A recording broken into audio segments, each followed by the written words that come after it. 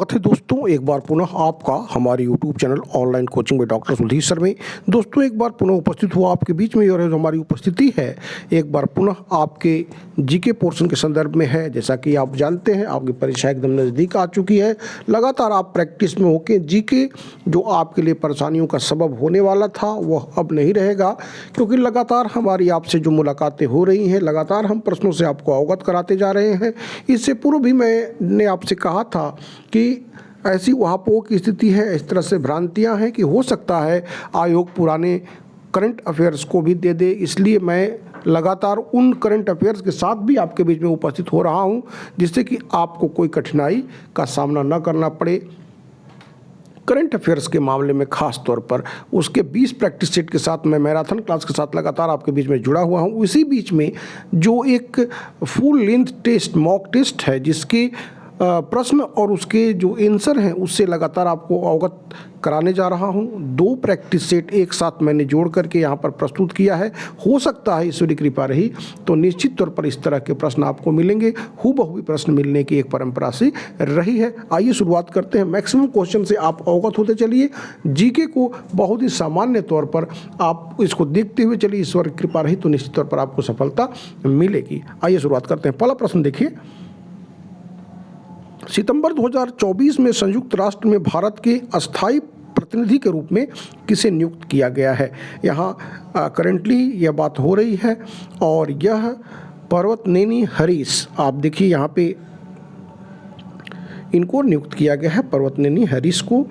अगला प्रश्न देखते हैं, मई 2024 में किस देश की पुरुष बैडमिंटन टीम ने थॉमस कप 2024 का खिताब जीता। अगर यह पूछता है कि विश्व बैडमिंटन जो मेल होता है वह किस कप के नाम से जाना जाता है, तो थॉमस कप के नाम से जाना जाता है। महिला, मैंने बताया महिला जो विश्व कप होता है बैडमिंटन का वह उबेर कप के नाम से जाना जाता है। और यह इस बार का 2024 का जो खिताब है वह चीन ने जीता है। अपने जहन में रखिएगा। बढ़ेंगे अगले प्रश्न की तरफ। और अगला प्रश्न देखिए, भारत के किस राज्य ने स्वच्छ जल एवं जल सुरक्षा के लिए देश का प्रथम digital water data bank aquarium का शुभारंभ किया है। दोस्तों यह श्रेय जाता है कर्नाटक गवर्नमेंट को। इसको अपने जहन में रखिएगा। सारे प्रश्नों से आपको अवगत कराते जा रहा हूँ। महत्वपूर्ण प्रश्न है और हो सकता है कि यह प्रश्न आपको परीक्षा में देखने को मिले। इसको आत्मसात अवश्य कर लीजिएगा। अगर आपको आ रहा है तो बहुत अच्छी बात है। नवंबर 2023 में यूनेस्को द्वारा किस भारतीय शहर को संगीत शहर घोषित किया गया। Which city was declared the city of music by UNESCO in November 2023। Gwalior. दोस्तों इसका सही जवाब हुआ ग्वालियर के साथ आप आगे जा सकते हैं। बढ़ेंगे अगले प्रश्न की तरफ। और अगला प्रश्न देखिए, चुनावी कार्यों में तेजी, पारदर्शिता तथा मतदान केंद्रों की डिजिटल मैपिंग के लिए भारतीय निर्वाचन आयोग ने किस ऐप को अपनाया है। Which app has been adopted by the election commission of India for speedy, transparent and digital mapping of polling stations. और यह मैप जो ऐप को अपनाया है, यहाँ पर 4 ऑप्शन आप देख रहे हैं, मैं ऑप्शन नहीं पढ़ता। गरुण ऐप इसका सही जवाब हुआ। अगला प्रश्न देखते हैं, प्रकाश है तो विकास है योजना जो निर्धन परिवार को निःशुल्क बिजली दिए जाने से संबंधित है, किस राज्य केंद्र शासित प्रदेश द्वारा संचालित की गई है। दोस्तों बहुत ही महत्वपूर्ण प्रश्न है और इस तरह के प्रश्न का चयन आयोग करता रहा है। यहाँ पर देखिए कह रहा है कि प्रकाश है तो विकास है। Scheme which is related to providing free electricity to poor families is run by which state union territory. और यह दोस्तों उत्तर प्रदेश की योजना है, अपने जहन में रखिएगा।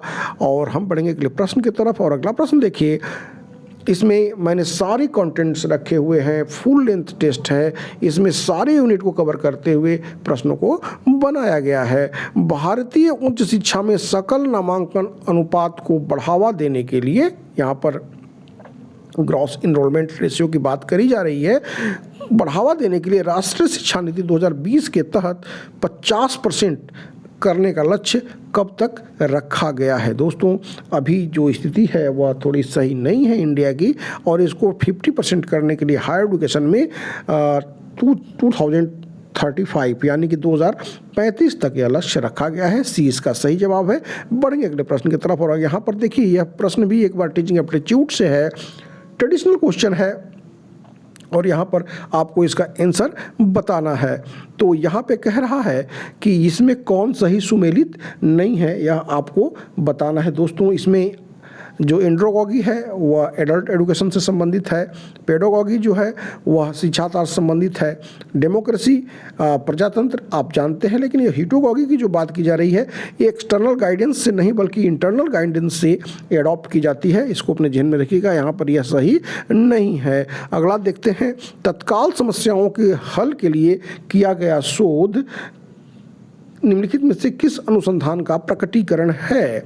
Research done to solve immediate problem is a manifestation of which of the following research. दोस्तों यह बहुत ही महत्वपूर्ण प्रश्न है और कई बार आ चुका है। यह जो है एक्शन रिसर्च, क्रियात्मक जो रिसर्च है उसका अनुसंधान का यह परिणाम होता है। शिक्षा के प्रमुख अवधारणाओं में निम्न में से कौन सही नहीं है? Which one of the major concept of education is not correctly matched, यह आपको बताना है। यहाँ पर देखिए कह रहा है प्राथमिक शिक्षा, दोस्तों यह सही नहीं है, रविन्द्रनाथ टैगोर यह सही नहीं है। मानव मस्तिष्क रूपांतरण के लिए शिक्षा, जे कृष्णमूर्ति। समकालीन शिक्षा जो है वह श्री अरबिंदो। व्यक्तित्व के विकास के माध्यम से आत्मशिक्षण, यह मारिया मोंटेसरी का है, लेकिन प्राथमिक शिक्षा यहाँ पे गलत है, अपने ध्यान में रखिएगा। माइक्रो प्रोसेसर कौन सी पीढ़ी का कंप्यूटर है? इस तरह के प्रश्न का जनरेशन ऑफ कंप्यूटर से क्वेश्चन आता है, आप जानते हैं, और यह 4th जनरेशन का कंप्यूटर माना जाता है। माइक्रो प्रोसेसर का यूज किया गया 4th जनरेशन में। लिनक्स किस किस्म का सॉफ्टवेयर है?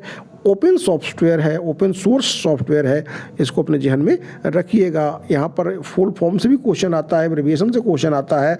यहाँ पर HTTP, what is the full form of HTTP?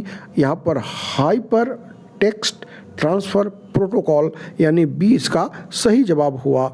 निम्नलिखित में से कौन सी संचार बैंडविड्थ जिसकी उच्चतम क्षमता है, जिसका प्रयोग माइक्रोवेव, केबल और फाइबर ऑप्टिकल लाइनों में किया जाता है? दोस्तों यहाँ पर 4 आप देख रहे हैं, 4 ऑप्शन, इसमें ब्रॉडबैंड इसका सही जवाब है। मैं लगातार सिर्फ आंसर से आपको अवगत कराते हुए चल रहा हूँ, जिससे कि लगातार आपको प्रश्न मिलते रहें, आप उसके आंसर देखते रहें, आत्मसात करते रहें और परीक्षा में जाकर के उसका सामना करें, उसको सही करें, प्रोफेसर बनने के अपने स्वप्न को साकार करें। अम्ल वर्षा, देखिए एनवायरनमेंट का, मैन एंड एनवायरनमेंट आपका जो इम्पोर्टेंट यूनिट है, यूनिट 4, उससे भी प्रश्न पूछता और उसकी संख्या अब बढ़ गई है, लगातार बढ़ती जा रही है। 50 के बाद 47 के बाद 50 में बहुत सारे प्रश्न आए थे और इसमें भी आने की संभावना निश्चित तौर पर ज़्यादा है। तो यहाँ देखिए अम्ल वर्षा निम्नांकित द्वारा वायु प्रदूषण के कारण होती है। यहाँ पर देखिए acid rain is called by air pollution by which of the following, यह आपको बताना है।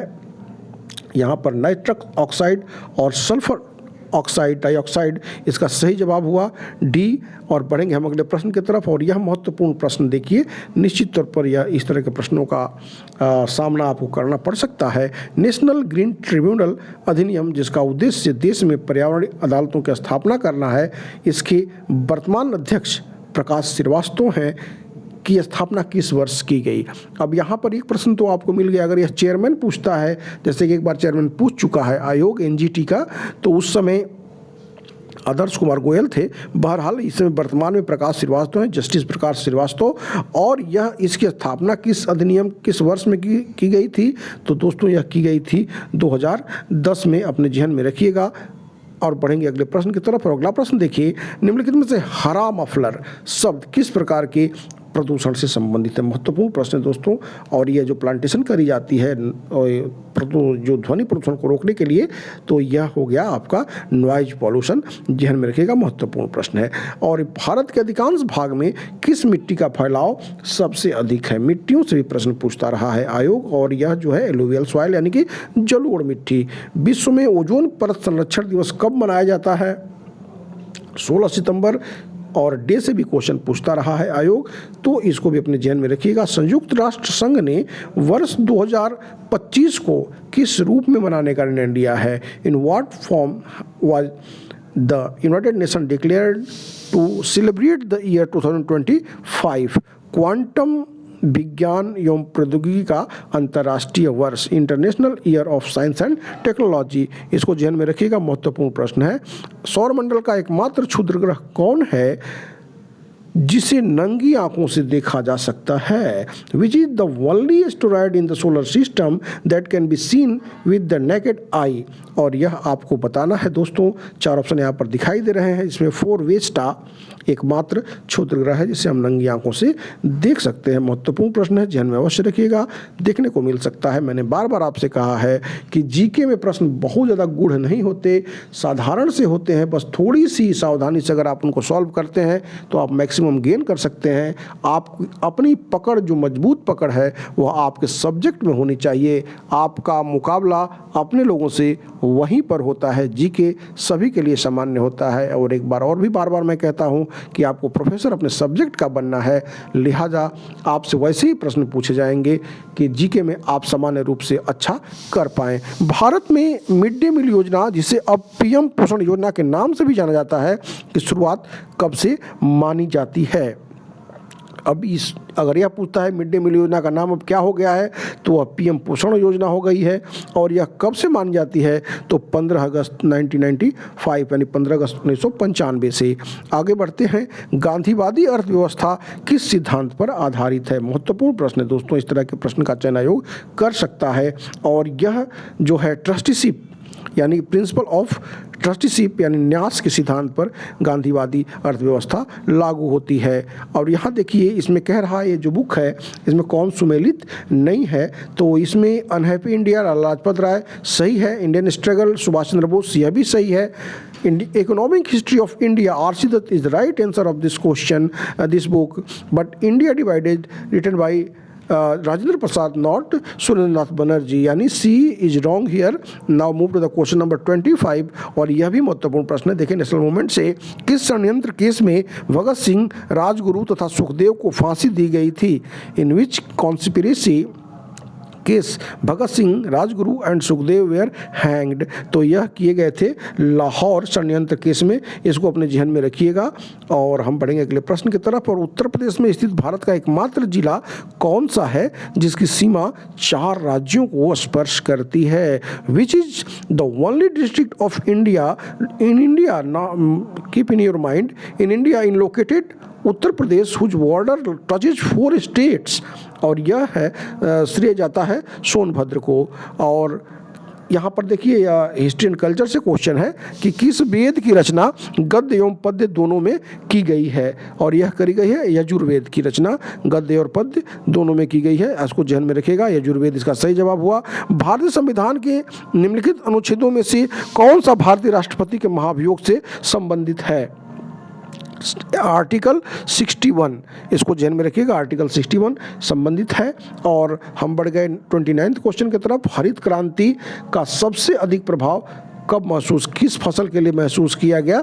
The most impact of the green revolution was failed. और यह किया गया था गेहूं उत्पादन से 60 के डिकेट्स में ये ग्रीन रिवोल्यूशन हुआ था। यह भी क्वेश्चन आता है। फादर कौन थे? तो इंडियन लेवल पर MS स्वामीनाथन, जिनको अभी हाल ही में नोबेल प्राइज भारत रत्न मिला है। और नोबेल प्राइज मिला था इस पॉइंट ऑफ व्यू से ग्रीन रिवोल्यूशन के लिए नॉर्मन बोरलॉग को, जो कि father of green revolution world contest में उनको जाना जाता है। इसको भी अपने ध्यान में रखिएगा। लेकिन यहाँ जो प्रश्न था वहाँ गेहूं उत्पादन का सबसे ज़्यादा उस पर प्रभाव पड़ा था उस समय ग्रीन रेवोल्यूशन से। और लास्ट क्वेश्चन है इसके अकॉर्डिंग, लास्ट क्वेश्चन ये उस सेट का था, मैंने 2 सेट साथ में रखे हैं, तो अभी और क्वेश्चन मिलेंगे आपको। निम्नलिखित में से कौन फुटलूज उद्योग का उदाहरण है? दोस्तों, फुटलूज उद्योग वह उद्योग होता है जिसमें कि आपको बहुत ज़्यादा उसकी कच्चे मालों की आवश्यकता नहीं होती, रॉ मटेरियल की आवश्यकता नहीं होती है। तो यहाँ पर यह प्रश्न देखिए, उसके लिए कौन सा कहीं भी इसको एस्टेब्लिश किया जा सकता है?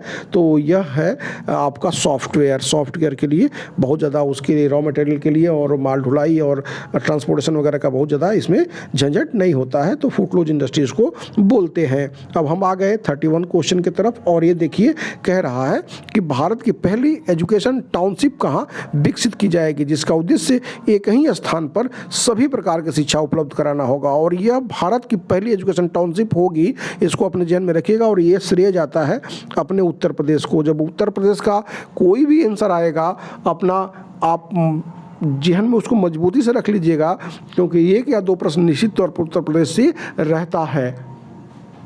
मैं बार बार आपसे कहता हूं कि आपको प्रोफेसर भी उत्तर प्रदेश में ही बनना है तत्काल में, भविष्य में आप चाहे जहां जाएं, लेकिन एक पोस्ट आपको अगर उत्तर प्रदेश में लेना है तो उत्तर प्रदेश की जानकारी आपको रखनी ही होगी। बहरहाल इस क्वेश्चन को देखते हैं, और इस तरह के प्रश्न का चयन आयोग करता है। कभी कभी यह पूछ देता है कि कौन सा खिलाड़ी जो है वह किस खेल से संबंधित है, कौन सी खेल की जो टर्मोलॉजी है वह किस खेल से संबंधित है, तो इस चीज़ को ध्यान में रखिएगा। इस तरह से भी प्रिपरेशन आप अपने लेवल पर भी करते रहिएगा, पढ़ाई की कोई सीमा नहीं होती। अवनी लेखरा जो पैरालंपिक्स में स्वर्ण जीतने वाली पहली भारतीय महिला हैं, का संबंध किस खेल से है दोस्तों, यह आपको बताना है। और शूटिंग इसका सही जवाब हुआ।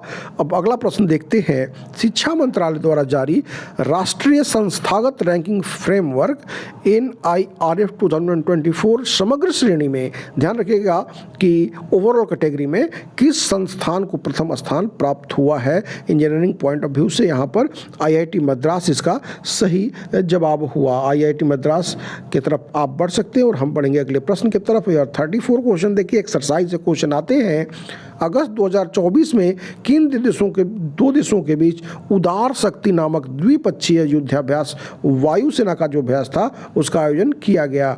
दोस्तों यह अगस्त 2024 में किया गया था, भारत और मलेशिया के बीच में उदार शक्ति। ध्यान में रखिएगा, महत्वपूर्ण प्रश्न, एक या दो प्रश्न एक्सरसाइज से भी रहते हैं। नीति आयोग ने बुनियादी ढांचे की थीम में किस शहर को सर्वश्रेष्ठ आकांक्षी जिला घोषित किया है।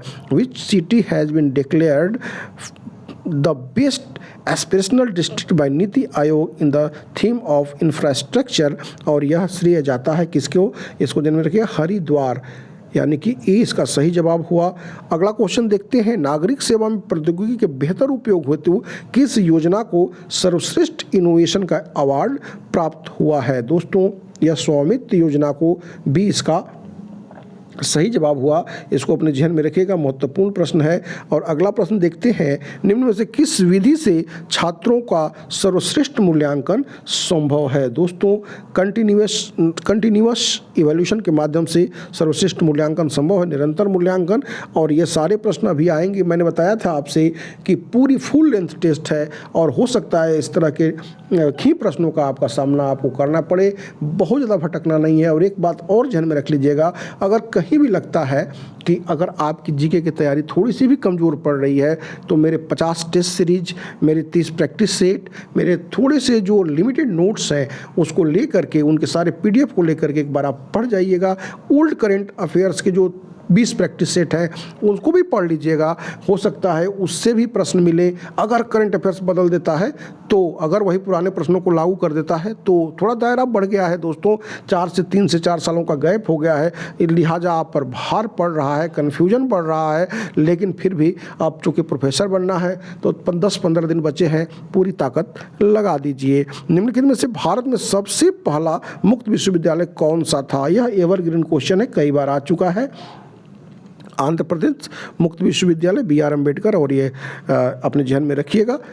इसके बाद हम पढ़ते हैं अगले प्रश्न की तरफ। किस प्रकार के मूल्यांकन में मौखिक रिपोर्ट, परियोजनाओं, लिखित परीक्षाओं को समावेशित किया जाता है। दोस्तों मूल्यांकन से भी प्रश्न रहता है। बहुत सारे बच्चे परेशान रहते हैं कि सर टीचिंग एप्टीट्यूड या रिसर्च एप्टीट्यूड हम नहीं कर पा रहे हैं, तो बहुत ज़्यादा उसमें परेशान होने की जरूरत नहीं। मूल्यांकन से, शिक्षण के स्तर से, अनुसंधान से, UGC से, और ये जो नई एजुकेशन पॉलिसी आई है उससे एक प्रश्न, दो प्रश्न इन्हीं पॉकेट से होते हैं। तो और एक लिकर्ट मापनी जो डेटाबेस मापनी वगैरह है उससे एक प्रश्न आते हैं। 5-6 टॉपिक आप तैयार कर लो, 3 से 4 प्रश्न आपको मिल जाएंगे। बहुत ज़्यादा परेशान नहीं होइए। और मैंने अपने टेस्ट सीरीज और अपने प्रैक्टिस सेट में सभी को कंटेंट्स को शामिल करके रखा हुआ है, और अगर आप इच्छुक हैं तो ले सकते हैं, अदरवाइज यूट्यूब पर भी देखिए। बढ़ते हैं अगले प्रश्न की तरफ। योगात्मक मूल्यांकन इसका समेटिव असेसमेंट इसका सही जवाब हुआ। और अगला प्रश्न देखिए, एक संतोषजनक सांख्यिकी की मात्रात्मक वृद्धि में कौन सा गुण होना चाहिए। अभी मैंने कहा बात करी थी इसकी स्केल वगैरह की, तो यहाँ पर देखिए यह प्रश्न आ ही गया कि what should be the quality of satisfactory statistical quantitative method, और यह होना चाहिए फ्लेक्सिबिलिटी, यानी कि फ्लेक्सिबिलिटी होनी चाहिए, लचीलापन होना चाहिए डी। और यह पूछ रहा है राष्ट्रीय शैक्षिक अनुसंधान और परीक्षण परिषद की स्थापना कब हुई थी।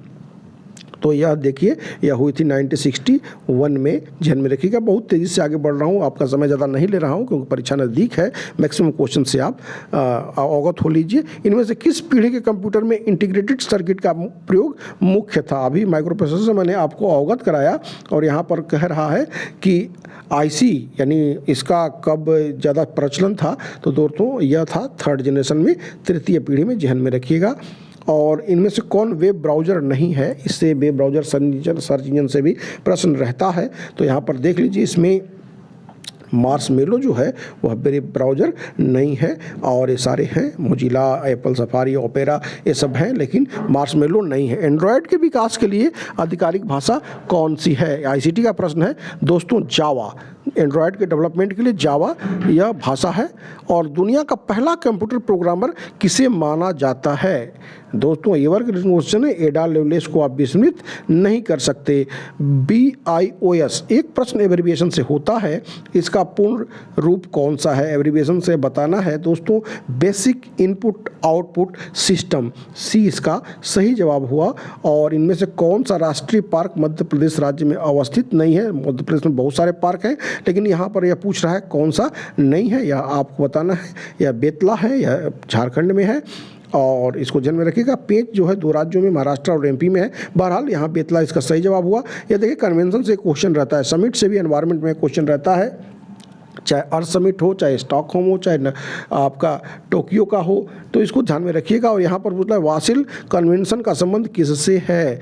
अब यहाँ देखिए 4 ऑप्शन आपको दिखाई दे रहे हैं। यह विलुप्त जातियों के संरक्षण से है, वैश्विक तापन से, विश्व में विकसित देशों में कार्बन उत्सर्जन को कम करने से है, या फिर खतरनाक अपशिष्ट से पर्यावरण सुरक्षा, ये जो परमाणुविक जो परीक्षण होते हैं उससे, खतरनाक अपशिष्ट से। तो यह जो है ए से ही संबंधित था, इसको ध्यान में रखिएगा। और हम आ गए ये परियोजना, देखिए ज्योग्राफी का क्वेश्चन है, इडुक्की बहुउद्देशीय परियोजना किस नदी पर स्थित है। इस तरह के प्रश्नों का चयन आयोग करता रहा है दोस्तों। यह पेरियार पर स्थित है इडुक्की।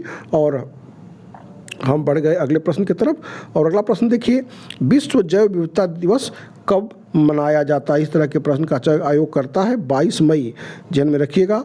और निम्नलिखित में से निम्नलिखित वायु प्रदूषण में कौन रक्त धारा को दुष्प्रभावित कर मौत उत्पन्न कर सकता है। यह देखिए महत्वपूर्ण प्रश्न है, और कह रहा है कि वायु प्रदूषण में कौन रक्त धारा को दुष्प्रभावित कर मौत को उत्पन्न कर सकता है। दोस्तों कार्बन मोनोऑक्साइड बहुत ही घातक होता है। अब यह देखिए नेशनल मूवमेंट का क्वेश्चन है, स्थानीय स्वशासन किसके शासनकाल की मुख्य विशेषता थी। सॉरी, यह हिस्ट्री एंड कल्चर का प्रश्न है। तो यह स्थानीय स्वशासन के लिए बहुत प्रसिद्ध था जो ग्रामीण स्तर पर, और यह था चोल डायनेस्टी में, चोला डायनेस्टी साउथ का था। तो इसको अपने ध्यान में रखिएगा। और निम्नलिखित नदियों में से किसका उद्गम भारत में नहीं है। यहाँ 4 नदियाँ आपको दिखाई दे रही हैं, और इनमें से जो है सतलज का उद्गम भारत में नहीं है, ध्यान में रखिएगा, महत्वपूर्ण प्रश्न है। और भारत का सबसे पूर्वी बिंदु कौन सा है। साउथ का तो पूछता ही है, आप जानते हैं इंदिरा पॉइंट, और नॉर्थ का भी इंदिरा कॉल पूछता है, लेकिन यहाँ पर पूछ रहा है पूर्वी बिंदु कौन सा है। तो किविथु आपको अपने जन्म रखना है। पूर्वी बिंदु होगा तो ये अरुणाचल प्रदेश में होगा, और अगर पश्चिमी होगा तो गुजरात में होगा। गौरा मोता वहाँ का है। इंदिरा पॉइंट अभी आप जानते हैं, मैंने साउथ का बताया, और इंदिरा कॉल नॉर्थ का है, और ये कश्मीर में है। और वो कन्याकुमारी को मुख्य भूमि से मानते हैं, जबकि वो अंडमान निकोबार के पास है। तो अब इसको जान गए। अब बढ़ते हैं 55वें प्रश्न की तरफ। निम्नलिखित में से किस क्षेत्र को भारत का चावल का कटोरा कहा जाता है। तो इसमें कृष्णा गोदावरी डेल्टा क्षेत्र को चावल का कटोरा कहा जाता है, राइस बास्केट कहा जाता है, इसको ध्यान में रखिएगा, राइस बाउल ऑफ इंडिया। स्वतंत्रता प्राप्ति के समय भारत राष्ट्रीय कांग्रेस के अध्यक्ष कौन थे? इससे जो उसके चेयरमैन हैं नेशनल जो इंडियन नेशनल कांग्रेस के, उससे एक प्रश्न रहता है, तो इसको ध्यान में रखिएगा। एक बार गांधी जी का भी पूछ दिया था, कौन कब एक बार रहे थे 1924 में, बेलगांव जो है कर्नाटक बेलगांव का, उसमें थे। लेकिन यहाँ पर पूछ रहा है कि स्वतंत्रता प्राप्ति के समय भारतीय राष्ट्रीय अध्यक्ष कौन थे, तो उस समय जो थे जेपी कृपलानी थे, ध्यान में रखिएगा, जेपी कृपलानी सही जवाब हुआ, जेपी कृपलानी। अब बढ़ेंगे अगले प्रश्न की तरफ, और अगला प्रश्न देखिए, किसी तारे के अंत का प्रारंभ किस अवस्था से माना जाता है? यह आपका सोलर सिस्टम से है, और ये जो होता है जो जायंट स्टार, जो रेड जायंट स्टार यानी कि लाल रक्त वामन से। और यूनेस्को द्वारा विश्व धरोहर घोषित फूलों की घाटी राष्ट्रीय उद्यान भारत के किस राज्य में स्थित है? दोस्तों यह उत्तराखंड में स्थित है। और हम आ गए हैं 59वें प्रश्न की तरफ, वह कौन सी कर प्रणाली है जिसमें कर उत्पादन के हर चरण में कर लगाया जाता है? इकोनॉमी से प्रश्न है, और यह वैट में ऐसा होता है।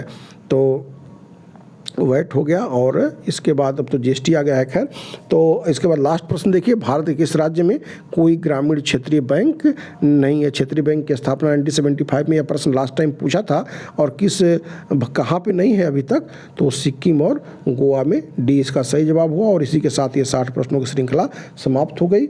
लगातार हमारी आपसे मुलाकात होती रहेगी।